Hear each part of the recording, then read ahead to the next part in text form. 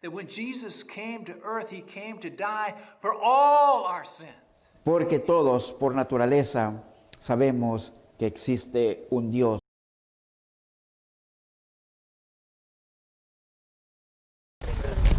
So, 5 weeks on the Sermon on the Mount.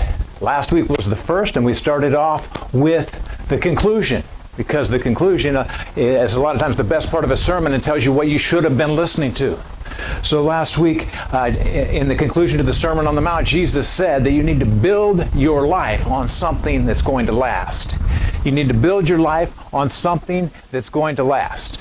And he gave an example of a builder who was a foolish builder and a builder who was a wise builder. And the foolish builder didn't think about his life. He built a fantastic house, which represents his life.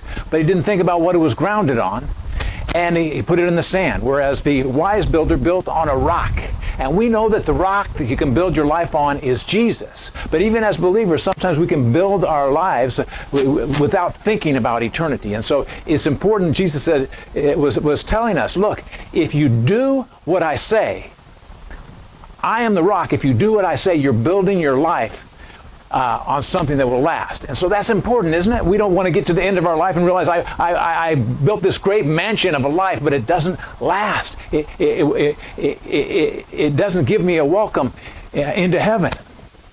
And so then, and so that's what we start with when we look back and say, what did Jesus say on the Sermon on the Mount that's important to us? And that is we need to listen, because this is how we measure the quality or the endurance of our life. So the Sermon on the Mount begins in Matthew chapter 5, the greatest sermon ever written. And Jesus begins by talking about blessing. He said, blessed are they.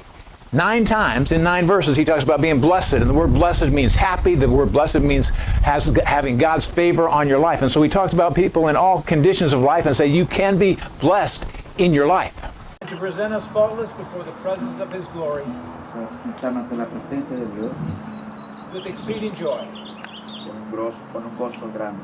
To the only wise God, El único Dios sabio, our Savior, nuestro Salvador, glory, majesty, dominion, and power.